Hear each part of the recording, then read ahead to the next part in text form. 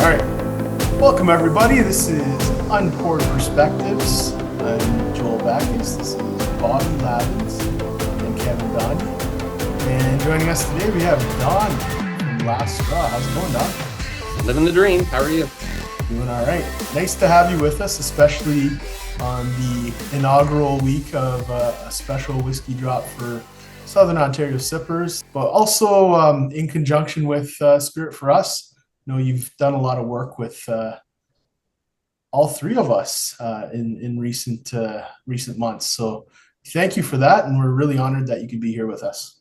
Oh, it's my pleasure. Thank you, guys. So in terms of what actually did drop was an Amber Whisky, right? Yes. And recently, some people have been thinking that it was a whiskey aged in amber beer barrels. Yeah, we get that a lot. Yeah. So, for example, our stout whiskey, I've had people think that it's aged in a stout barrel, but it's not. It's a stout beer mash. I'm not a big fan of aging whiskeys in beer barrels. I'm more of a fan of using a beer mash to make a whiskey with. So this amber mash was actually done in once or twice used bourbon. I can't remember off the top of my head. And finished in a maple brulee from Quebec. Maple brulee is kind of an interesting. It's a new thing as well to the industry. Yeah, I think even Sleeman's used one in one of theirs, if I'm not mistaken. But basically, it's a maple syrup barrel that they take the head off and they char the remnants of the maple syrup. So you get a really sweet charred caramel note that comes through. And of course, we don't age very long in that. It wasn't a ton of time, but it was just enough to. I think Bobby was saying there was just something missing from this whiskey, and that seemed to finish it off well. Yeah, it piqued my interest when you said that. I'm like, ooh, let's try this. And yeah, for me, I think it rounds it out very nice. Well, you have been bothering me for 3 years about this barrel of whiskey, so True. I was not going to call it Hopsky. No matter what you said, it was not going to be called Hopsky. Just out of curiosity, the maple brulee barrel. Yeah. Is the wood maple, or is it just that it had no syrup? It's ex-bourbon with maple syrup. Okay. And then when they empty the maple syrup, the residue gets charred. So just adding to the existing remnants of the char from the bourbon. Interesting. Okay. Shall we pour a little? Are we doing the amber or are we doing the blended first? Oh, right. Yes. Yeah, let's go lower ABV first. Okay. Okay. Like way lower ABV. I got mixed up. I reversed the whole thing on us. Thank you, Kevin, for the samples. Appreciate it. Yep. Thank you, Don, Kevin. Don? Yep. So there's also a bit of a story about this, right, Don? Yeah, so the new one. We realized early on, especially during the pandemic, that not everybody wants to pay $70, $80, $90 for a whiskey. We need to have something in the lower range. So we started sourcing rye liquid from Northwest Pure in Saskatchewan, and we started aging it in ex-bourbon. And we did a whole series of these barrels 3-4 years ago. And generally, it's been like you'd open number 1, number 2, number 3, pour them out. They're so close to each other. It was incredible. This one here, for some reason, went in a whole different direction. Sourced from the same cooperage or same distillery, liquid from the same tote, and we ended up getting almost like my son thought there was a brandy note in it. Yeah, it's very appley. Yeah, I had someone else try it and say it reminded him of Seagram's VO from when he was younger, and it's not completely unlike the other ones, but it's like a whole other element, and we're fascinated by this. How old is it? This one's about 3.5 years old. Pretty oily. Yeah. Got nice viscosity. It's just acting completely different than the other casks. And it makes no sense to us, but that's wood in time. But you're going to bottle it as blended rye? Yeah, we have no choice. We have to. We've got a lot of blended rye that has to go out. And I don't think you're going to get a lot of complaints because we do tell everybody, even our licensees, everything we do is single cask. We don't do large mass blendings or anything. So if the rum cask is different this time, like we've had people say, why is your rum darker now than before? Well, we used a different cask, but it's still our rum. So tastes like an apple turnover. Yeah. With like a little bit of cinnamon. Yeah, it's a nice fruity note. It's a wonderful whiskey.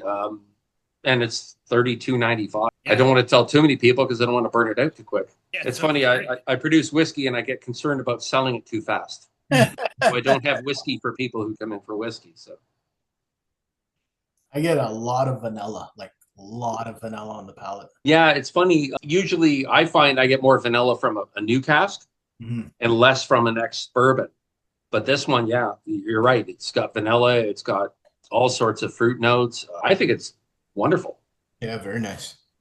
Yeah. What's the ABV on it?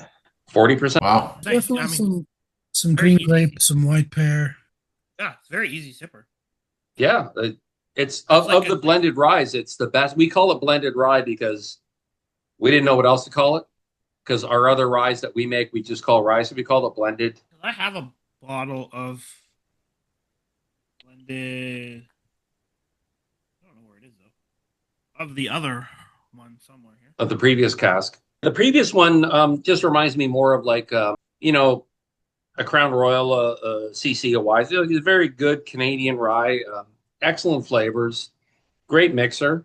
But this one, to me, this is more of a sipper than a mixer. Definitely see it's got quite some legs there. Yeah. What glasses is everybody using? Or everybody? I don't know the They're brand. all different. Highland Yeah. blenders. You got what, like a Copita, or that's a ISO. Yeah. Bourbon ISO. I had a guy bring me these glasses when we opened, the night before we opened the distillery. He had 2 cases of these in his car, and he traded me for T-shirts. And Yeah. it was one of the first guys I'd met at whiskey shows. There you go. Yep. Oh yeah, I have that here too. Yeah. Yeah. Sorry. I'm curious now. Check Yeah, out it's definitely not going to have the fruit notes that this has. just for our Spotify or Apple Music or Amazon podcast listeners. We just Bobby and Joel just pulled out some samples of Don's regular blended rye, and they're gonna do a bit of a comparison here. We got Last Straw. I'm gonna bust out all the Last Straw samples. I got the other ones all right here. Okay. Yeah, you got a lot of Last Straw samples there. I really should do a bit of a setup and put like all of the Last Straw whiskey before the Like- podcast, but I ran out Like of time. I've done. Yeah, it's so different. This like it smells like a warm apple turnover with like some cinnamon and vanilla. The other one, very different. It's a little bit more Yeah. sharp. Yeah, just more conventional rye, the other one. That's so interesting. Like it's like night and day. But it literally smells like, for some reason, and it's not just the apple. It smells like a warm apple turnover. Like it's Yeah. weird. Almost like old McDonald's. Yeah, like an apple pie. Yeah, that's crazy. Like the contrast between the two is like so different. The other one, Yeah, and it makes no sense to us. We can't figure it out, and we just decided not to try. Just run with it. the other one's still good. Got Yeah, like more no, of it a, it's got more of like a red fruit note, where this one's like much more apple. Yeah. Actually, the other one's pretty good too. Yeah, you know Yeah, what? very It's different. a good spirit done well by Northwest Pure. I guess the barrel was the difference in this one. Yeah, it's got like it's like this the vanilla cinnamon. Yeah, I believe it was Buffalo Trace barrels. That's interesting. Did you try the other one too, Joel? Yep. It's like a light cherry with like some dark fruit. Yeah. Very different. Cherry, kind of going towards the. You're right. The other one's like pure like McDonald's apple pie. It's cool. Yeah, that's neat. I like that. $33. That's pretty. I mean, Yeah, can't go wrong. not a with that. bad price. Locally made, Well, sort of. to be fair, made in Saskatchewan, aged in Vaughan, Yeah. bottled in Vaughan, That's local. loved in Vaughan. Yeah, there we go. Prepared for It's it. crazy, like all the people, like because I've been posting to Reddit, how many people are in Vaughan and like, oh, we never knew this place existed. Oh, I know. You should have seen the LCBO strike. People are like, "There's a distillery here." Well, there's 3 in Vaughan, but I know. Every time I came in there, you were like trying to reload the shelf up. yeah, That's no, that was crazy. crazy. That was good times. I definitely during that period I didn't hear from you once. Like No, you guys were so busy. it was all we could do. We actually had it where we were bottling vodka, and as the labels were going on, it was running in cases and being run over to the retail shop. It was just insane, and we extended our hours, and it was like I could not wait for the end of day to come. It was just mental. Good problem to But- have. Yeah, I would have that problem every day if I could. I would need a bigger shop though. I mean, it's a problem I wish for. Just out of curiosity, how did you and Kevin meet each other? I think, Kevin, didn't you email me? So I think, eventually, but the first time we met, I tagged along with Rob from Whiskey in the Six. Right. Okay. I think he was looking at, bottling something with you, maybe his first release. I had been, watching Rob's channel for a long time. I'd been a Patreon of his. Mm. And I just, said to Rob one time, while I was, hey, can I join you? Can I come to the distillery with you? And I Mhm. drove down and joined you. And I had no idea that you could, help me out with Spirit for Us, with creating Spirit for Us. I mean, the only reason I have Spirit for Us is due to you guys. I said to you, man, I wish we could do this independent bottling thing in Ontario. And you said we can. And I was like, what? Let's get together. And I think a year later, we signed some contracts and, got it all Yep. going. Yep. I gotta pour some whiskey in the six. I have it in a Wild Turkey bottle. Okay. This is I have one bottle left that's still sealed, so I'm not going to open that. But yeah, this is pretty old. So Don, Yeah. this isn't the first time your name's come up in our podcast, though. So prior to, I think it was Spirit of Toronto, Kevin was getting ready for that, and we're talking about how fancy it was going to be, and we suggested that Kevin wear a tuxedo, and we decided that it would look really good if the two of you coordinated, so that one of you had a powder blue tuxedo and yeah, you had a nice bright orange tuxedo, hat, cane, the whole 9 yards. yeah. Uh, That was never going to happen. I just Never. want to know which one would be dumb and which one would be dumber. No comment. Well, if I did that, I'd be both. Not true, but yeah. Tastes like Fruit Loops now. It tastes like fruit, oxygenated. Probably changed it a bit, but it's funny that got some really interesting comments on it. I think I can't even remember what Davin's was, but Davin, he liked it, but had a whole other element to it. I wish I could 100% remember. I think it was a weird, interesting whiskey. I liked it. It was smokier than I wanted it to be, but I think that was just the barrel choice we had at the time. As we've been growing in this industry, I've been getting more access to different barrels. That one, I believe, was a recharred bourbon barrel, and I've since stopped using ex-bourbon recharred. I like ex-California wine, ex-French wine recharred. They're great. I don't like recharring bourbons, but that of the recharred bourbons I've done is the best whiskey we've done in that. Yeah, it was a Wild Turkey barrel too, I think. Yeah. But at the point where you STR it, like there's not a lot of Wild Turkey left in that barrel. It's pretty much just used wood burned again. Yeah, it's interesting now, especially since from when I got it to now and then going through like the progression of your stuff now. It's interesting to see. Well, we hope we're getting better. Yeah, for sure. I'm curious, Don, in your opinion, what is your favorite thing of all the things you've released? Of all your children, which one is your favorite? Honestly, I got to go back to our first cast strength rye, and my biggest regret was we only did 48 bottles of it, and it was just a 3-year-old rye in a new oak from East Coast Cooperage in Upper State New York. And Mike Hook and I, one of the founders, we had a conversation about it. And I said, we should release this whole thing at cast strength. It's phenomenal. And he agreed it was good, but he goes, the cast strength world is kind of niche. Maybe we should do some of it at cask and some of it at 43. And so we went back and forth, and I agreed, okay, we'll do like a 48 bottle release at cast strength. The balance went out at 43. Big mistake. We should have put the whole thing out at cast strength, because at cast strength, it was a phenomenal whiskey. For a 3-year-old, it drank way older, had great spices.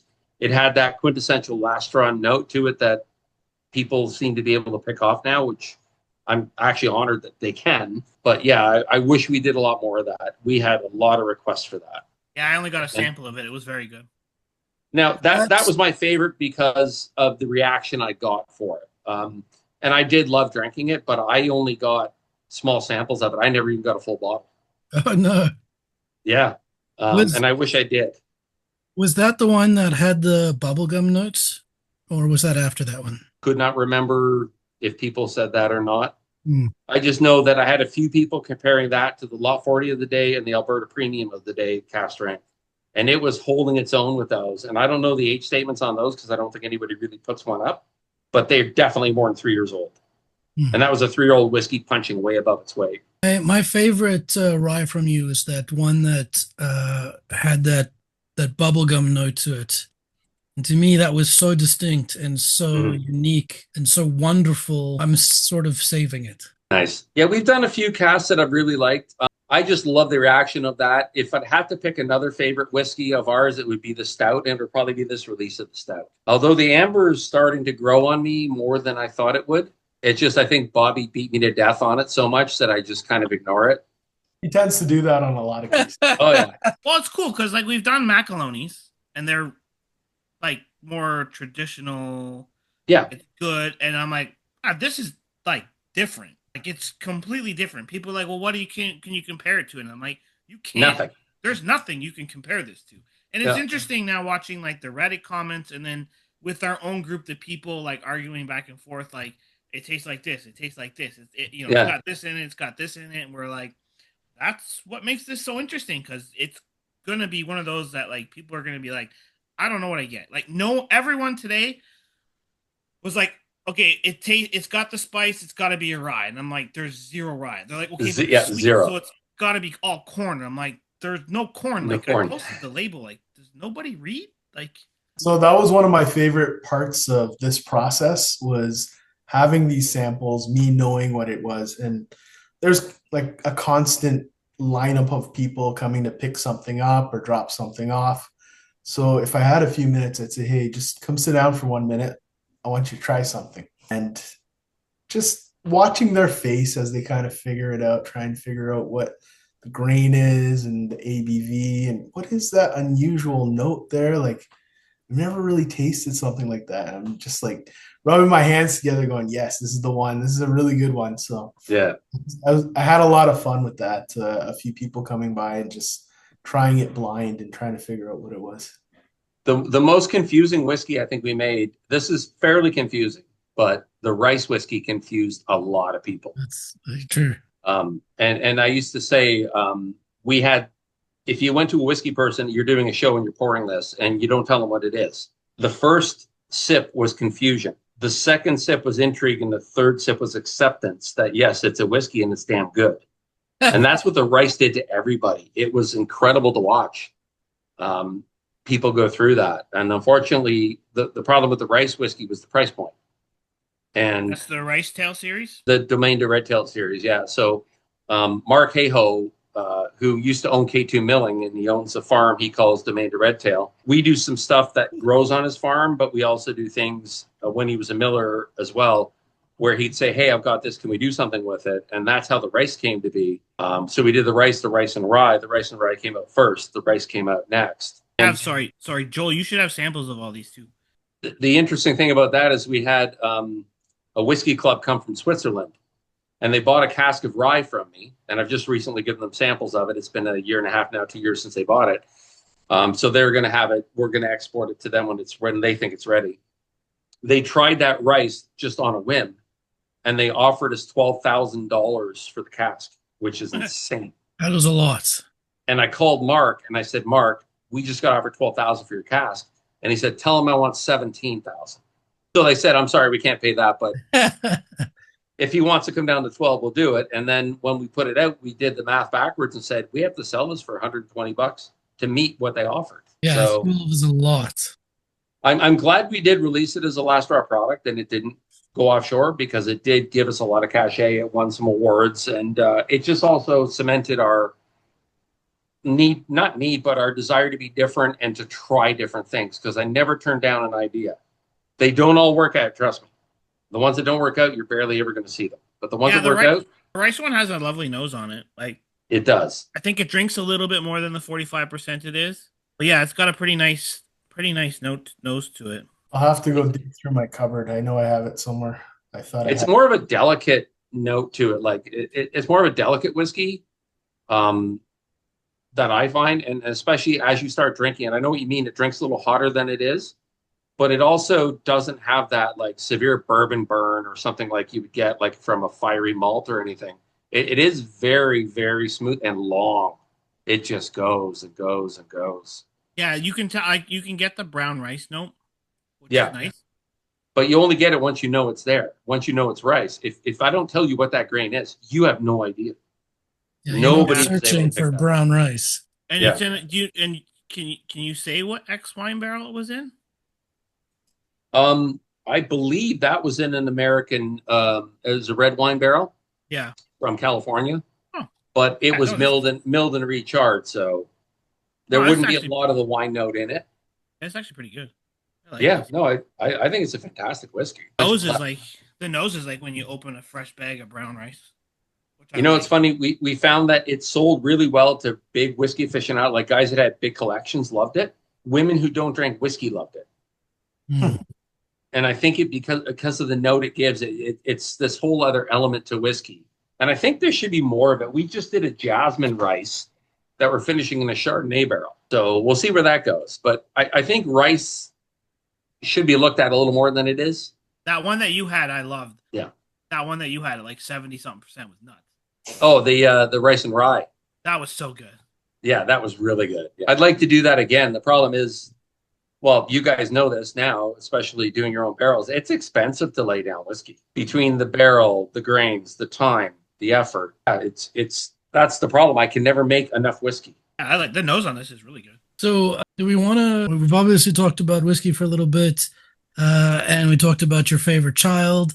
Do we want to talk a bit about what's happening in August for whiskey in Ontario? Yeah, so there's been a big change coming, and what's happening is the Ontario government is going to cut the Ontario taxes in half for all whiskeys, or not whiskeys generally, but all spirits sold in a retail authorization shop. So every distillery has its own retail shop. When it sells to the public, whether it be handoff or online, the tax is getting cut in half, and that's huge. We've been working at this for a long time. So I'm with the Craft Spirits Association of Ontario, CSO, and there's also been other, and I want to give them credit, other distilleries that have banded together just to talk to either local or get access to another political figure. So they've been getting hit from multiple fronts, and they finally said that, yeah, you guys need a break. Wine's been getting breaks, beer's been getting breaks, cider's been getting breaks. We have to do something for spirits. So we did get that, and we've also been told there's more changes going to come down the road. And the two big things we wanted was the tax cut, which is great. It's going to make a huge difference. Like I won't say the name of the distillery, but I know one that's a tourist destination that basically said this is going to give them $20,000 a month more. And for them, that's like hiring more people, paying the rent, getting ahead, getting in the black. And that's, distilleries need to get in the black, because a lot of us are still running in the red. And we do appreciate the government's efforts. Minister of Finance, they were really on board with these changes coming, because I think they see a value in the industry and keeping an Ontario industry, especially with the tariffs. It's been a big boost in that sense. And so we all can't wait for August 1st. So weeks away. I know. And I think it's also going to make whiskey and other spirits more affordable, because we have a bit of leverage now that we can, hey, maybe drop $5 off, because we're not paying as much in tax. Because at 61.5%, that's huge, dropping down to 30.5 or 30.75, I think. Yeah, I mean, for us, it doubled the cost of some of our whiskeys. It was ridiculous. Yeah. I am curious though, when you made the statement that it's cut for retail shops, like distillery retail shops, if you sell the same product at your shop and in an LCBO, does this? No. Okay, so then it doesn't apply. It has to be the same. Doesn't apply to LCBO. Doesn't apply to licensees. So when we sell to bars and restaurants, that's actually still a sale through the LCBO, which is another point of contention we brought up with the Minister of Finance. Is we report those sales to you, to the Ministry of Finance, but we also report them to the LCBO and pay the LCBO. And so we asked them a question, which is, how much of those LCBO authorized sales that we do to licensees that we pay the LCBO, how much of that money goes back to the Ministry of Finance? And they had no idea. There's no way to track that. So we basically said, okay, so we're producing a product, we're bottling it, packaging it, we're distributing it to licensees. The LCBO is taking their markup, and the government's getting nothing. So it's going to what? Another magazine, posters in the path that aren't required because everybody knows to go to the LCBO. Or it's like, what are we spending money on? Why is the LCBO even advertising? It makes no sense. All of us together don't blip into what their competition is. Now, I guess with beer and wine through convenience, they're getting a little worried. But I still don't understand, why aren't we paying the money to the Ministry of Finance where that money can go to the tax coffers and go to, social programs, go to roads, schools, healthcare? Like, why are we paying the LCBO when who's really overseeing how the LCBO spends the money? Like, how much of it goes to profit? How much? Well, exactly, right? I would prefer that money go to the government. If I'm going to pay high taxes, great. I choose to be in this industry, fine, I'll pay high taxes. But let it go to the government so it goes to the people, not go to a quasi-governmental corporation that does what it wants. And you can tell I'm not a fan of the LCBO. Yeah, I mean, that's very interesting, and you bring up some good points. Hopefully it draws a lot more people to local distilleries because you're going to find cheaper, more interesting products. Hopefully it builds followings for local distilleries as well. You're going to get to know your customers better with any luck. Mm-hmm. And I don't know what the next point was, but it'll be good. Money in the pocket. That's right. That's right. And the other thing that we require, though, as the associations, we said, okay, this is great. We love the tax. Excellent. Wonderful. We want to also report licensee sales to you. But the next thing is, we can't all survive off of a retail shop. I can send a sales guy out to sell to bars and restaurants, but there's only so many bars and restaurants that are willing to deal with you instead of just doing their LCBO order, beer sort, or whatever they're doing. So we said, give us access to retail, give us access to market. Either allow us to open secondary, tertiary retail shops, or let us as an association group together and make Craft Spirits Ontario shops that we can put all Ontario spirits in. Like, we've asked for anything like that because at the end of the day, if you can't get your product in front of customers, it's no different. Like, Bobby, how many people said, oh, I didn't know they were here and I work in Vaughan, or I live in Vaughan. Oh, like tons. It's pretty surprising. Next to impossible to get people to understand that you're here. And how much advertising money do you have, right? Like, it would be neat because like the wine places have like Wine Rack, right? Like, it's all collective. But only specific ones that got grandfathered in, weird quasi rules that nobody understands why they're there. Yeah, but I'm saying there's no like Ontario spirit store where you can buy like a variety of different things. And I know people have tried to open up stores that do like specialty imports. Yeah, can't do it. I mean, the Ontario Spirits store is supposed to be the LCBO, but it's not. No. It just isn't, right? And that's the problem. I mean, when you don't know what Last Straw is, or you don't know who, Paradigm is, you don't know who, like, these smaller places are like Stillwater, or, all these other places that don't know. Like, there's so many people don't. North of 7, there's so many good Ontario whiskeys that people have no idea exist. There are excellent whiskeys made by multiple distilleries across Ontario. I don't even think I make the best whiskeys in Ontario. I think there's better than I do. And I'm even lucky to get a bottle of it because I got to drive halfway across the province to get it. Or, I got to go online and order it. And trust me, I don't pay myself, so I don't buy a lot of whiskey. I just drink my own. That sounds so bad. That's all right. I do think we do need to keep in mind we have a very tight hour today. Okay. So I don't want to run into. There's more conversation for us to have, but I also want to. Okay, well, stop crapping on the government and the LCBO. Well, I mean, that happens a lot here. I did want to point out at least the one good thing or two good things that it's going to bring. Give. And at least they've done well for August. Let's pour some Amber whiskey. All right. You could almost have gotta open a new bottle, eh? Nice. I have to open a new one. Sweet. Joel's gonna open his right now for the first time. Let's hear this bottle pop. Oh, that was a good one. Come on, Joel. Even Kevin had a hard time trying to open his before. Okay, Kevin, let's go. This one's tough. That was too close. It's hard on Mike for some reason. Yeah, it was too close. I got my bottle here. Mine's down a little bit. Every time someone comes over, I'm like, "Hey guys, I got something new to try." Yeah, it's been good. It's probably our biggest whiskey release we've done as far as total volume. Our rye, the 48 bottles went out in a day and a half. This exceeded that for sure. Definitely did. The whiskey in the 6 was a good release. A lot of people bought that. This did exceed it, but I think we had a lot of club members showing up. When you put it up on, I think it was Reddit or Instagram or something, we weren't releasing it till Monday. I had people showing up Saturday. Oh, Bobby says it's around. It's like, all right, yeah, here it is. Like, what am I going to do? Not sell it to you? There we go. You hate money. Leave. Oh, that was a good one. That was a wet one. So for me, like, that.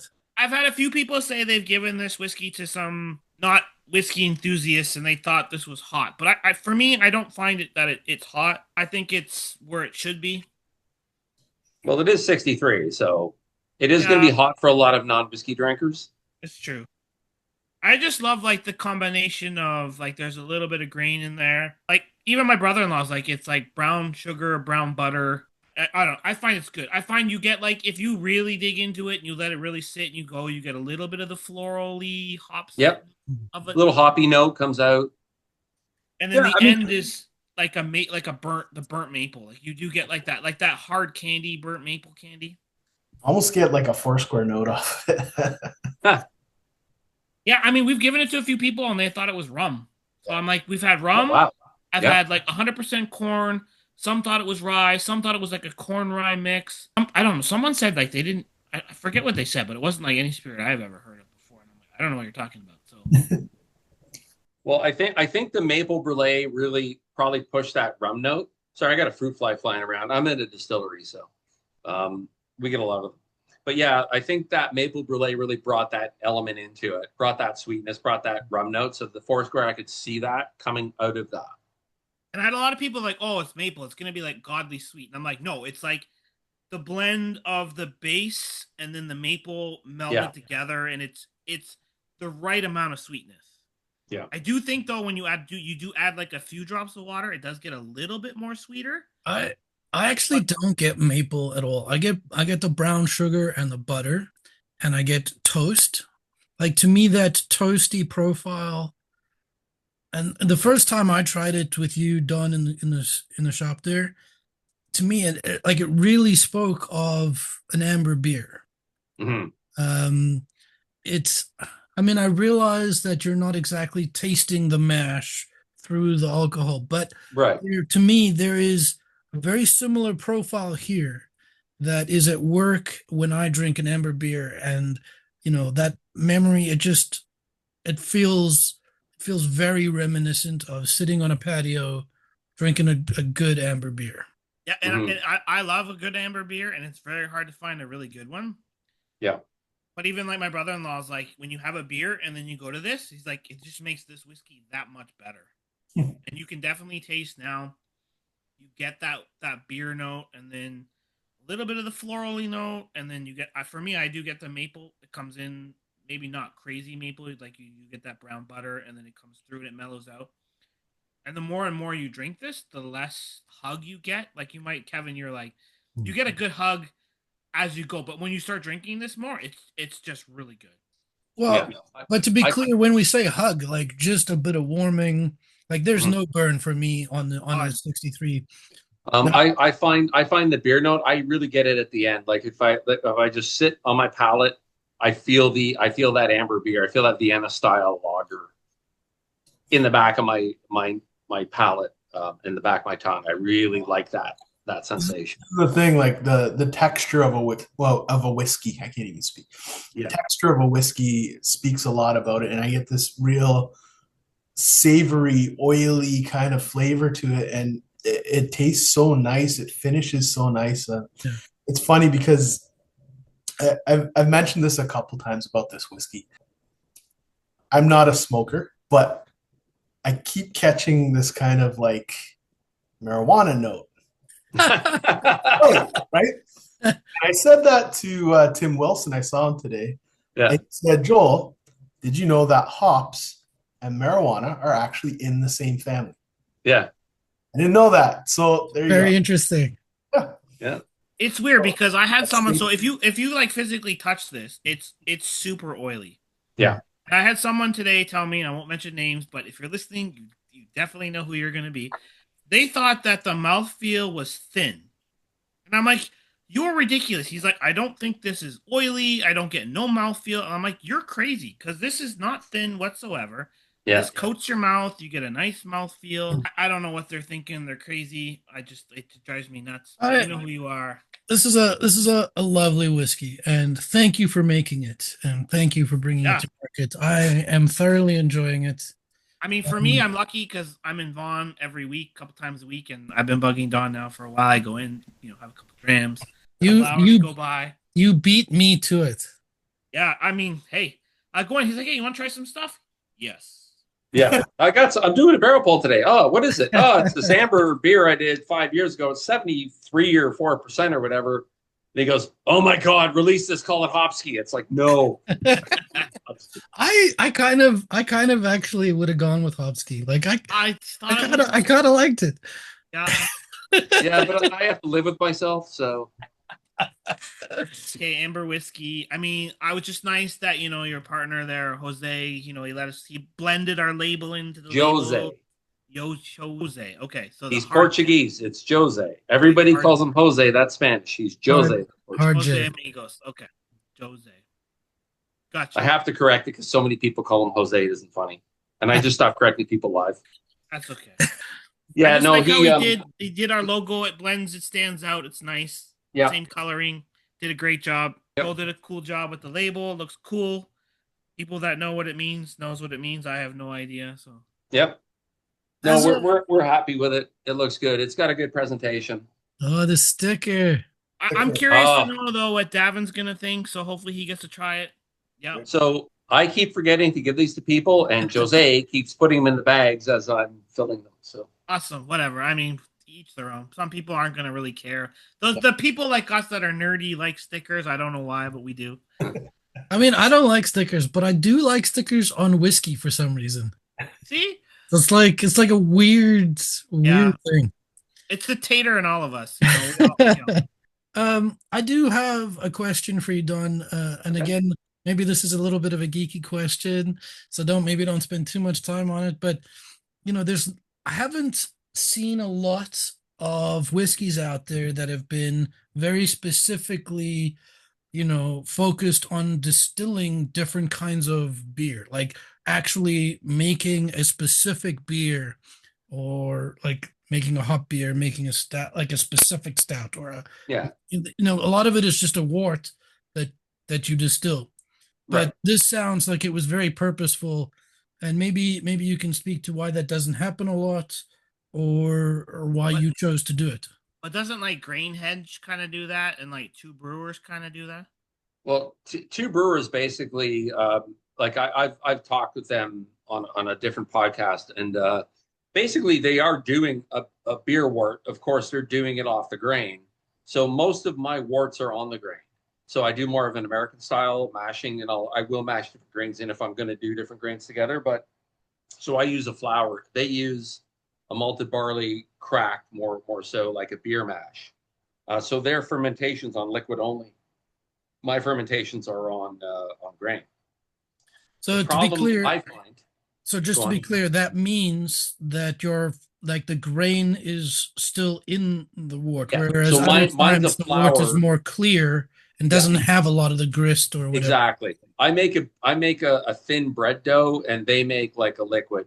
I believe. I don't want to say 100% what they do, but I'm pretty sure they're doing, and the conversations I've had that I can remember, they're doing like a beer wort. And what I find is when I distill a malted barley and I do it on the grain, I get an astringent note. And I think that astringent note is from doing it that style, meaning grinding it into a flour, fermenting and strip distilling on the grain. Whereas every time I do a wort like this, I don't get it. So my stout doesn't have it.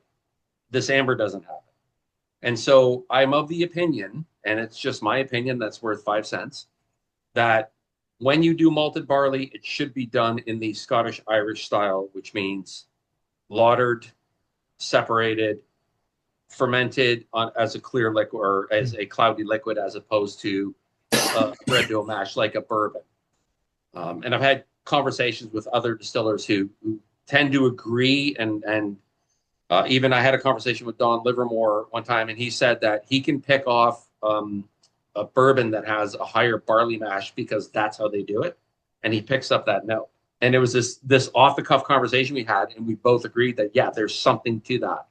So like, if I can do a rye on the grain, no problem. Corn on the grain, no problem. I don't have any issues with those. Wheat, no problem. As soon as I go to malted barley, I don't like what I do until I do it this way. So this was done using a lager tun at the brewery, same with the stout. Whether I'm right or wrong, I don't know, but it's what I believe. Oh, it's tasty. Can't complain. Well, can't complain with the flavor. How many years have you been at it? The idea popped into my head in 2011, 2013, it was incorporated. 2015, we got licensed. Then 2016, we moved to Vaughan to start production full time.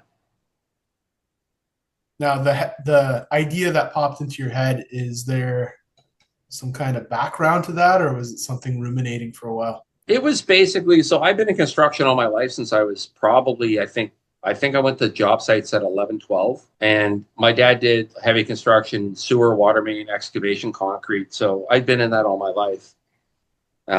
And the last thing I did in construction for 11 years, I was on call 24 hours a day for emergency. So sewer, water main, all that. And I got sick and tired of it. And you can only smell dirt and diesel and grease for so long before you get tired of it.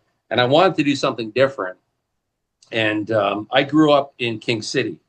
And there was a family, the Graham family, went to school with Kelly Graham. And her younger brother, John, opened up Church Key Brewery, and I think it's Campbellford. And he basically got a Methodist church and built a brewery in it. And I remember, early days of the internet, watching John on Facebook or whatever it was, and watching this and thinking, this is so cool. I'd love to make beer or alcohol for a living. And then when I started researching it early 2011, I realized that you couldn't swing a dead cat without hitting a brewery. But I was drinking whiskey at the time, and it was a Belveni Doublewood. And I thought, hey, how many whiskey distillers are there? And I could only really find still waters at the time. And so I went to see Barry Steen. I saw they had a retail shop, so I went and bought everything he had for sale. And I just started asking questions. And to his credit, he was really good, because a ton of people at this point had been coming to them and talking about it. And no, he showed me the still, showed me what they do. He said, I'll answer your questions, anything you have. He says, I won't write your business plan, and I won't tell you what we spent. And I said, that's good. I said, every time I have a stupid question, I'm going to come here and buy a bottle instead of bothering you on the phone. So I did that. I owned a lot of their stuff in the beginning. And then, from there, I talked to my wife, and she was on board, and talked to Mike Hook, who my wife went to school with and ended up working with for a bit. And Mike was like, yeah, I'd love to do that, because I would meet him they both worked at the same law firm at the time. So we'd meet at events where we'd both be drinking whiskey, and we'd talk whiskey. And then I said to Anna, I think I want to do this. And she said, well, call it Last Straw. How much more can we put on our backs? Because, she had just gone through law school. She was becoming a lawyer. We had a son going in university. It's like, okay, let's do it. So she was super supportive. And she named it. So I said, done. That's what we're going to call it. Cool. Beautiful. You guys make good, honest spirits. Yeah. Well, that's what we tried. And that's what we set out to do. Now, originally, I thought, I'm going to make the best single malt in Canada. It's like, no, you're not. Shut up, idiot. You might have a shot at the rye. You might have a shot at this. But at the end of the day, just keep making what you love. And if people love it, awesome. So good, honest, humble spirits. Yeah. Oh, yeah. I've learned to be really humble in this industry. Well, people can be really mean out there. So, got to be able to take everything, right? So, you're cool. Like, I came in, I didn't know anything about you guys. You were like, I tried so much stuff there. It's very easy. You guys want to go to Last Straw, they'll treat you very nice. I've had experiences at other places where they don't give you the time of day. It's definitely not like that where you are. Like super, super nice. Like I can't say anything more. Like you walk in, you guys are so welcoming. It's very nice. It's very different. Well, like I say, I love what I do, and my worst day here is still better than my best day in construction. So if you want to come in and talk whiskey with us, no problem. I'm your guy.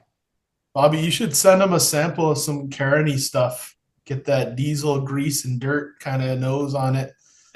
See what he thinks of that. I just get the Bedford Carney. Mix business with pleasure. Yeah. Hey, it's fun. He likes to try everything too that comes out in Canada, which is very cool. So I love what everybody's doing in Canada. One thing I've learned is everybody is very supportive of everybody else. For the most part. And like when I saw Sons of Vancouver win Best Whiskey in Canada, I was like stoked. I was super proud, especially because they're like a small distillery, not a big guy. I thought that was cool. God, what was the name? Paradigm and McAloney's. Paradigm, yeah, McAloney's. McAloney's is a great distillery. Shelter Point, two brewers. I love two brewers. Like, holy crap. Like, they are killing it. There's lots of places coming up. Really, there's some cool stuff. Listen, we've won some awards, and like at one point, I think the night we won 5 awards or 3 whiskeys, I turned to my wife and said, "Okay, I can die now." And on that bombshell, thank you very much. Good night.